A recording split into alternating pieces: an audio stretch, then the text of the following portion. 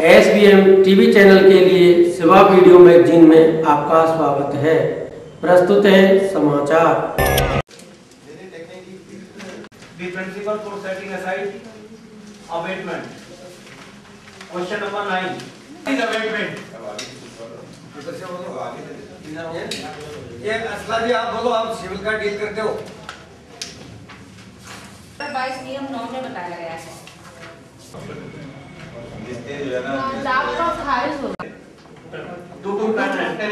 Yes.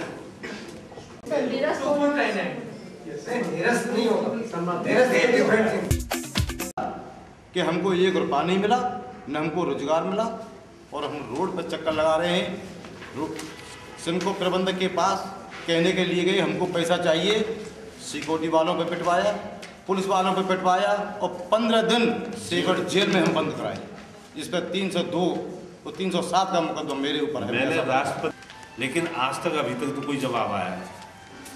और हम तो ये है कि 28 को जो हमारे जुलूस है उसके बाद हमारा सीधा सा है 5 तक हम सरकार और प्रशासन की तरफ देखेंगे।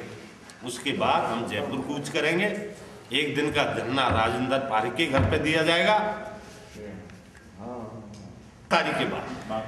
जब तक 5 तारीख को राज्य सरकार और प्रशासन भरतपुर की तरफ नजरें हैं हमारी कि बुलाएं और हल कराएं।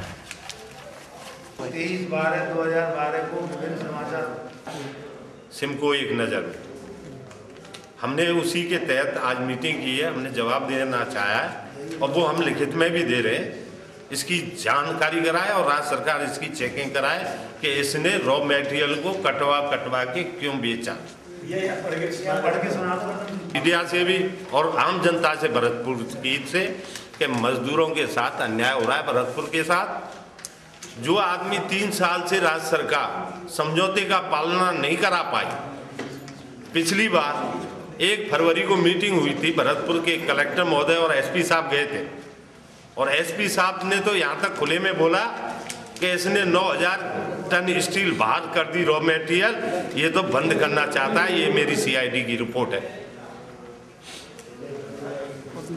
आगे की क्या योजना है आपकी? आगे की 28 फरवरी को हमारी रैली है, फिर 1 दिवसीय धरना है। जिस तरह जिला प्रशासन को आश्वासन दिया था मीटिंग में 2 मंत्री और सबने, MD उमेश चौधरी ने कि 1 महीने का मेरे लिए टाइम दे दो, मैं सारी सिमको की समस्याएं हल कर दूंगा। लेकिन हल करने की बजाय इस तरह का विज्ञापन दे रहा है। उसकी नीयत साफ नहीं है राज्य सरकार के साथ भी कि वो 1 मार्च तक मीटिंग करे। कभी राज्य सरकार को प्रशासन को हम बता रहे हैं कि 5 मार्च तक हम इंतजार करेंगे। 5 मार्च के बाद 1 दिवसीय धरना उद्योग मंत्री राजेंद्र पारिक के घर पे दिया जाएगा, मजदूरों और बच्चों के साथ, और जरूरत पड़ी तो विधानसभा पे भी धरना दिया जाएगा। पर हम जंतर मंतर पे अनशन पे भी बैठेंगे। निवेदन है कि मजदूरों की समस्या का हल कराएं, उस समझौते का पालन कराएं और जो बच्चों की मौत हो गई, सुसाइड कर लिए 300-400 आदमी ने, आज तक सिमको ने 1 पैसा नहीं दिया उनका, क्योंकि लेने वाली बीवी है, उनको भगा देते हैं। मुख्यालय प्रभारी मिला और मुझे एक बाइक मिले, हम तो आपको जानते ही नहीं। मैं गांव चंदौली का रहने वाला हूँ। 23 साल से सेवा दल का इंस्पेक्टर हूँ। पिछले 12 साल से अभी ऑल इंडिया में मेरा इंस्पेक्टर में सिलेक्शन हो गया है और यहीं काम करता हूँ। विशेष काम में मुख्यालय पर करता हूँ। पहले ये समारोह हो रहे हैं, उसके बाद अन्य कार्यकर्ता। आज के बैठक की अध्यक्षता हमारे जिला कांग्रेस के अध्यक्ष आदरणीय अमरीश चौधरी साहब, हमारे शहर कांग्रेस के अध्यक्ष आदरणीय भाई रमेश जी पाठक, सेवा ब्लॉक के अध्यक्ष आदरणीय भाई प्रेम सिंह जी, बैठक में उपस्थित कांग्रेस के वरिष्ठ नेता भाई चन्नी कप्तान साहब, भाई कन्हैया सिंह जी, ब्लॉक अध्यक्ष सुपा सिंह जी और समस्त कांग्रेस के संस्थापक मिली, मैं आप सबको इस पर आपको आभार व्यक्त करता हूँ। ये कोऑर्डिनेटर कोई ये इनके सहयोगी के रूप में लगाए गए। इनको कोई स्वतंत्र कोई अधिकार नहीं है, समन्वय करना इनका अधिकार है कि किसी भी तरीके से उस क्षेत्र में कांग्रेस को हम कितना मजबूत कर सकते हैं। इनके सहयोग के सहारे से वो एक परिणाम आएगा, वो सार्थक परिणाम उस कोऑर्डिनेटर की कार्य की एक पहचान बनाएगा। तो हर ग्राम पंचायत स्तर पर कोऑर्डिनेटर और ब्लॉक अध्यक्ष जी इस तरीके की और आम जन को प्रशिक्षित करने के लिए, उनको संदेश देने के लिए एक बैठक का आयोजन करें और उस पर अपन कार्यकारिणी का गठन करें।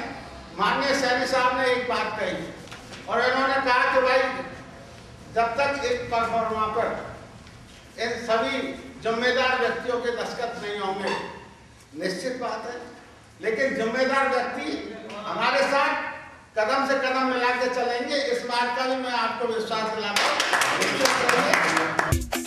हूं। परिदृश्य में लोग धर्म के प्रति आस्था नहीं रख पा रहे हैं, युवा पीढ़ी खास करके आस्था नहीं रख पा रही है ईश्वर के प्रति। क्या मानना है आपको, युवा पीढ़ी को क्या प्रयास करने चाहिए और क्या उनके माता पिता को प्रयास करने चाहिए जिससे कि ईश्वर के प्रति आस्था हो? जहाँ तक मेरी खुद की मान्यता है कि आज धर्म व्यापार बनता जा रहा है, जिस कारण किसी के ऊपर असर नहीं हो रहा है। अगर धर्म को व्यापार न बनाया जाए, धर्म को धर्म रहने दिए जाए, तो कोई ऐसी बात नहीं है कि हमारी युवा पीढ़ी, बच्चे या बुजुर्ग धर्म से विमुख हो सके। क्या प्रयास होने चाहिए धर्म को आगे लाने के लिए? प्रयास तो यही है कि जो धर्म के हमारे पैरोकार हैं, कथावाचक हैं, संत हैं, उनको सभी को त्याग भावना से, समर्पण भावना से घर घर जाकर, हर गली कूचे में जाकर परमात्मा के असली स्वरूप का और समाज सेवा का जो भावना है वो कूट कूट कर सभी के मनों में भरेंगे तो इस देश का, समाज का कल्याण हो सकता है।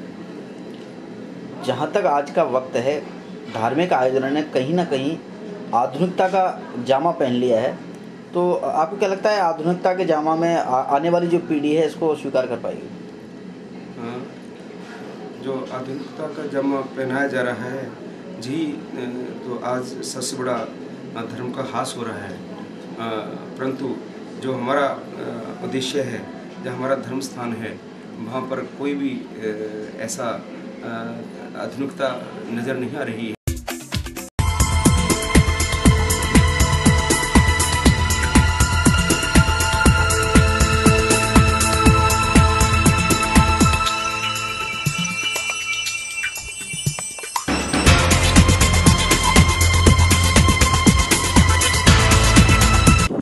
गांगरसोली सरसों की किस्में 3-4 किस्म लगाई हैं मैंने, जैसे NRCSB 101, NRCSD 2, DMH फर्स्ट, और सरसों की तुलना में DMH फर्स्ट के रिजल्ट ज़्यादा अच्छे लग रहे हैं।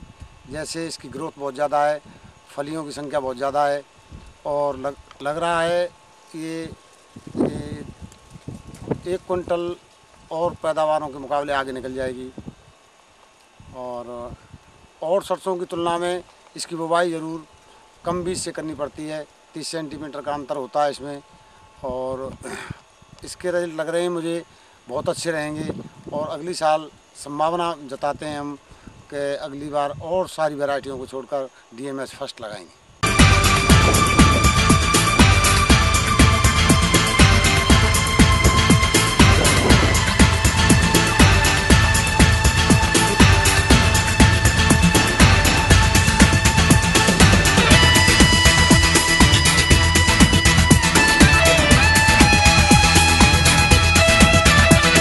नमस्कार, आपको हमारा कार्यक्रम कैसा लगा अपने सुझावों के साथ लिखें। आपके सुझावों के अनुसार हम अपने कार्यक्रमों को और बेहतर बनाने का प्रयास करेंगे।